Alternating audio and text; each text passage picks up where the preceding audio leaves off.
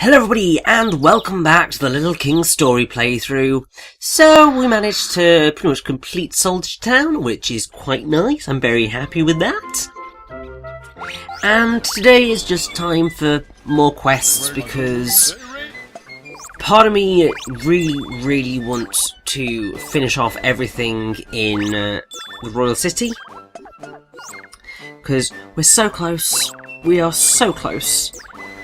And I'd just like to be able to get that done. But, actually first, we have the Dash Ordinance available to us, which will add +1 life to our citizens. As I said, quite a few of these extra power-ups and stuff only turn up once you've gotten a certain number of citizens in your kingdom.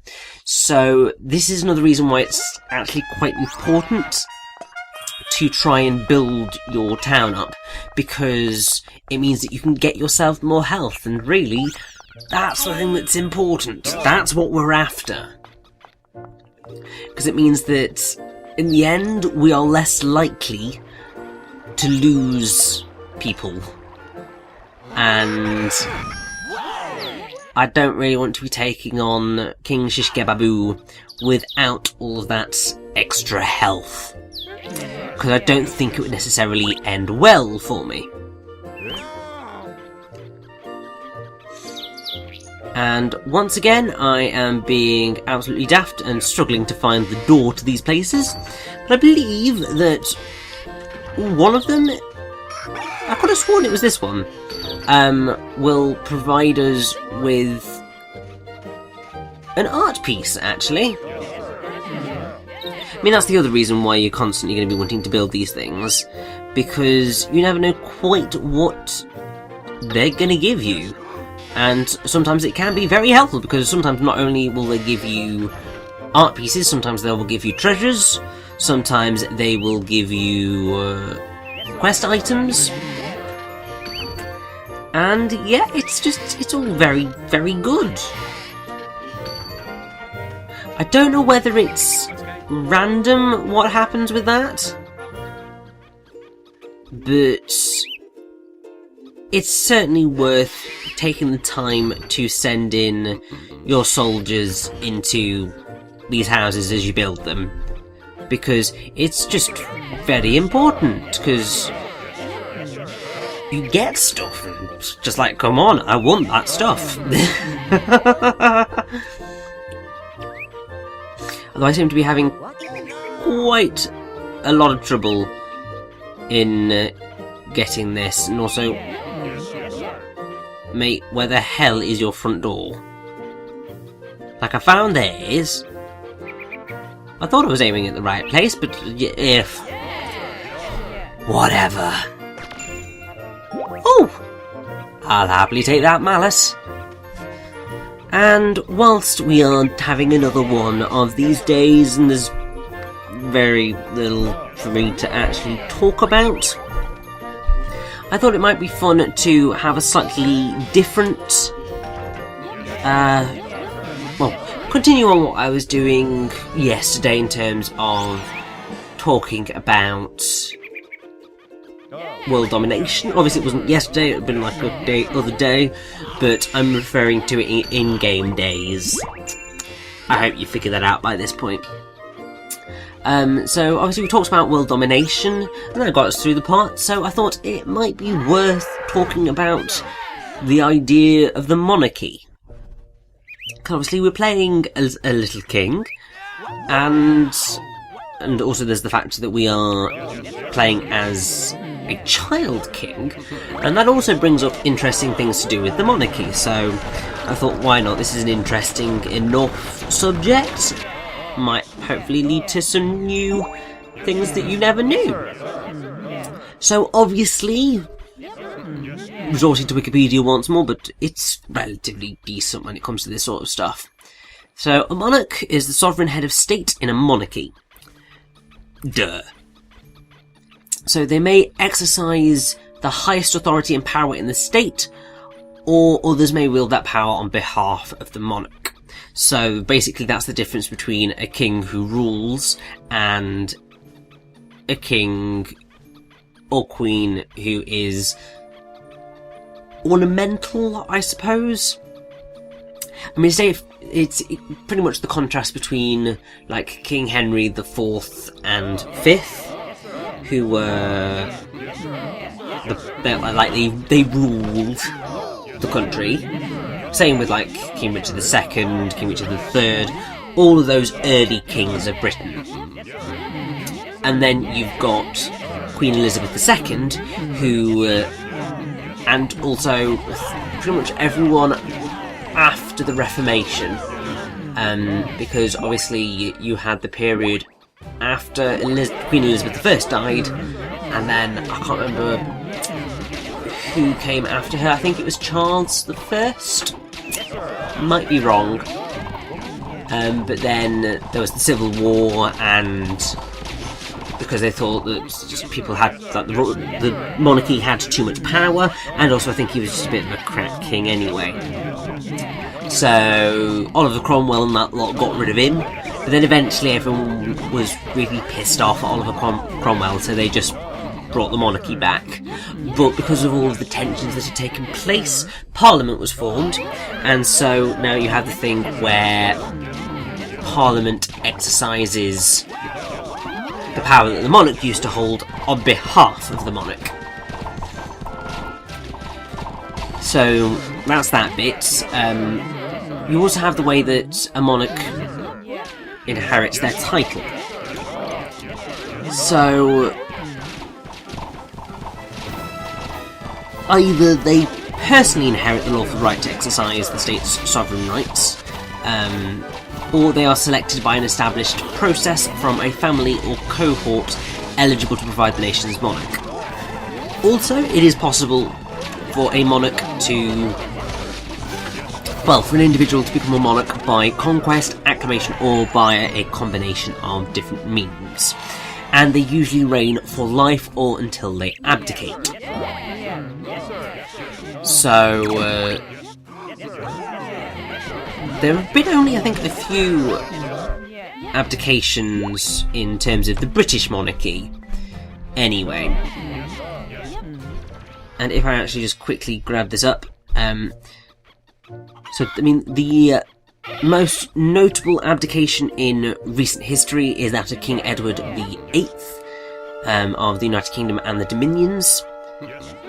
Basically, in 1936, he abdicated to marry American divorcee Wallis Simpson over the objections of the British establishment, the governments of the Commonwealth, the royal family, and the Church of England. It was the first time in history that the British or English crown was surrendered entirely voluntarily, because even though Richard II was forced to abdicate even though he abdicated, he was forced to abdicate after the power of the country was seized by his cousin Henry Bolingbroke, who then became Henry IV. You also have the fact that during the Glorious Revolution in 1688, James II of England / the 7th of Scotland fled to France, dropping the Great Seal of the realm into the Thames, and the question was discussed in Parliament as to whether he had forfeited the throne or had abdicated. The latter designation was agreed upon, in spite of James's protests, and so that was all sorted. You also have Mary, Queen of Scots, was forced to abdicate in favour of her one-year-old son, James VI. And yeah. Today, because the title to the crown depends on statute, particularly the Act of Settlement 1701, royal abdication can only be effected by an Act of Parliament, under the terms of the Statute of Westminster 1931. Such an act must be agreed by the Parliament of all extant signatories of the statute. To give legal effect to the abdication of King Edward VIII, His Majesty's Declaration of Abdication Act 1936 was passed. So, it's become a little bit more difficult with abdicating now than it used to be. Although there was still a whole lot of legal mumbo-jumbo that had to take place for it all to work. But yeah, people take the monarchy, or the idea of the monarchy, very seriously, or at least they used to, for a very long time. It's why, obviously, in the Game of Thrones, everybody wants that throne. There are people who obviously clearly don't want that throne because of the curse of the Hollow Crown, because pretty much anybody who becomes the ruler of a country, at least in the olden days, was a major target for assassination attempts. People just didn't like them and just wanted to rule themselves, because people are selfish assholes, really. And yeah, it's all cool. Now, obviously that's just a very, very basic rundown of the monarchy. But the interesting bit with child monarchs is that obviously as a child you aren't really aware of the politics of the world, you aren't really fully mature enough to understand how your actions have consequences. You may think you do, you may think that you are a wonderfully mature child who can do all sorts, like you're on top of the world, and no.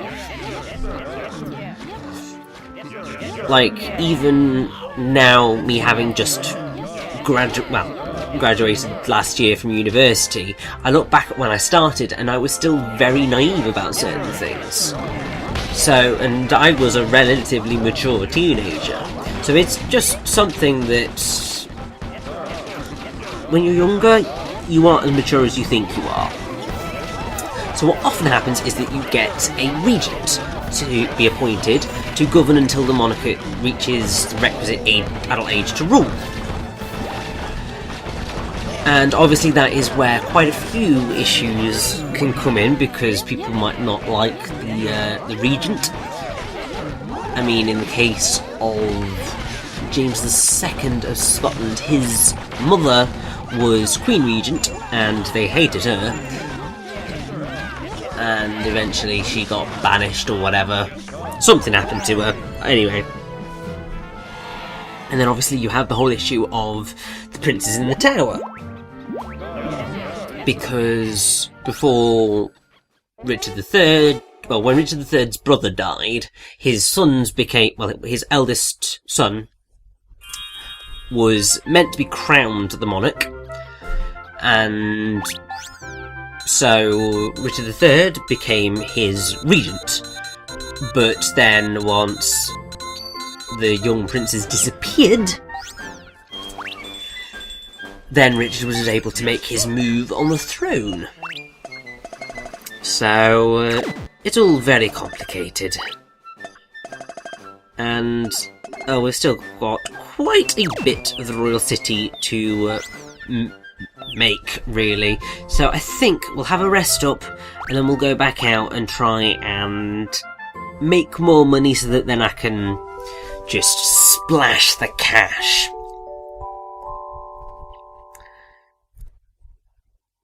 Because that's just a lot better, I feel.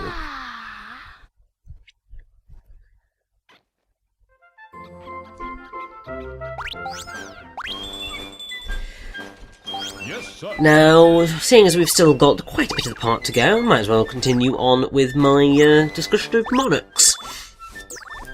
So, obviously, there are various titles for monarchs. You could have King or Queen, Prince or Princess, Emperor or Empress, Archduke, Duke or Grand Duke, Sultan, and all that. Generally, Prince is used as a generic term to refer to any monarch regardless of title, especially in older texts, but obviously there is a need to be specific sometimes. But what generally happens in terms of marriage is that if someone is crowned king, then their wife becomes the queen consort, and if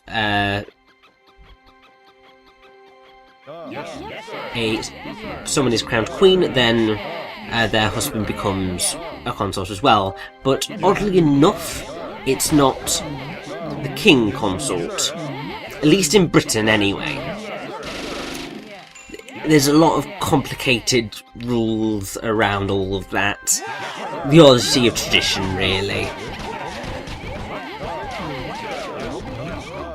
But what ends up happening is that a king can have a queen, but a queen doesn't necessarily have a king. So, yeah, that's a bit complicated, but it makes sense.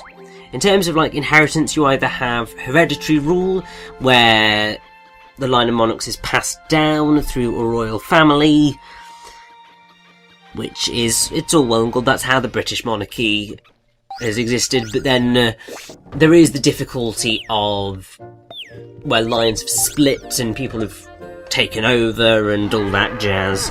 So, I mean, technically at the minute, the current royal family mostly hails from Germany, but obviously because of relations and stuff, they are the British royal family. There are actually some monarchies that are non-hereditary, so you can have an elective monarchy, where the monarch is elected but otherwise serves as any other monarch, so people pick and choose their king or queen, which is quite a fun way of doing it, I think. Historical examples actually include the Holy Roman Emperors, and also the free election of kings of the Polish-Lithuanian Commonwealth. There are actually some modern examples. You have the Yang di Pertuan Agong of Malaysia, a position that is rotated among the nation's historically ruling dynasties, and the Pope of the Roman Catholic Church, who is the sovereign of the Vatican City-State, and is elected to a life term by the College of Cardinals. I mean, that is actually a very interesting way of thinking about it. I've never thought of the Pope as sovereign of anything, because obviously he's the head of the Catholic Church. But technically, he is a monarch. But he is the monarch of the church, although not really the monarch of the church, because the monarch of the church is God. But all that is a little bit difficult. Obviously, as of late, quite a lot of countries are not overly fond of the idea of monarchy. We very much like our... It's not like... We don't like being told what to do, or like being told what to do by people who only have that position because of their family. But then if you elect your monarch, then really it's just the same as a president in a republic. But obviously quite a few countries have abolished the monarchy and become republics. Which is, it's all well and good, but you just roll with it, really. In general, other than like general elections, there's not a lot you can do to shift either the monarchy or the government, so you've just got to roll with the punches and see how things turn out. Obviously, if you've living under the shadow of an evil dictator, then it's best to try and do everything within your power to help yourselves, but sometimes it's a little bit more difficult than that.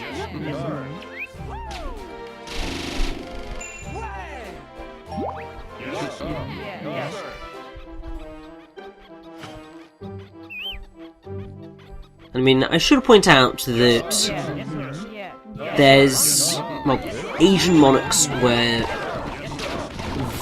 very important. They still are, to be fair. Obviously, China abolished the monarchy in 1912, but before then, the Emperor of China was traditionally regarded as the ruler of all under heaven. So, that was important. But the Japanese monarchy is now actually the only monarchy to still use the title of Emperor. And obviously I've spoken at length, well, not really entirely at length, about the Japanese monarchy, but obviously I have touched on it because in Okami we had the Emperor and all of that. Obviously, it wasn't the current Emperor of Japan, but still, it was very important.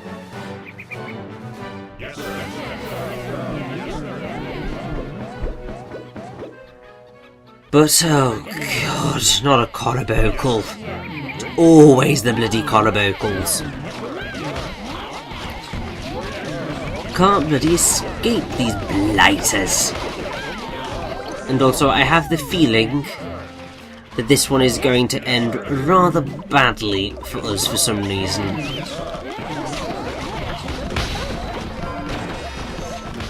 Oh well, it's worth just send everyone in and hope for the best, I suppose.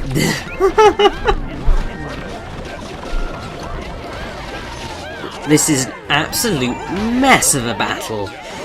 But this is the power of the monarchy in Little King's story. We can send our soldiers and citizens in to do whatever job they need to do, even if it will lead to their untimely demise. But at least now that all of those other enemies are out of the way, we can actually just focus on the carabocal and just bring the hurt. Hopefully I don't die in the process, because, I mean, that wouldn't be fun.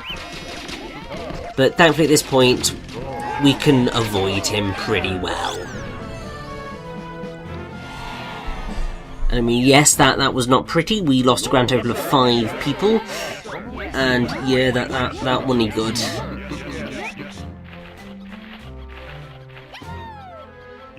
Also, I have lost Victor. So while I think we can still take down the Cock-a-doodle-doo, probably shouldn't try and take down the Cock-a-doodle-doo because, I mean, we lost 2 people in that fray. Oh, no, wait a minute, we lost 3 because we lost Fran as well. It is definitely not worth it to dig that hole because I'm pretty sure I know exactly what is going to come popping out of it. Please tell me I'm wrong. Oh, no, I'm right. We are going. We are definitely going. Back to the castle, back to the castle, back to the castle. Please, for the love of God. Woo! So, let's see how much we picked up today. Certainly going to need a rest after this because we've aged about 70 years during that fight. Woo! 3 million. It's not too bad. Suppose we could do a few little bits. Oh, because we lost quite a few people in that fray, we no longer have the ability to get the dash ordnance. God damn it! Better rest up and probably also potentially save, and then in the morning we will go rescue people from the beach and try and get that dash ordnance because I want it.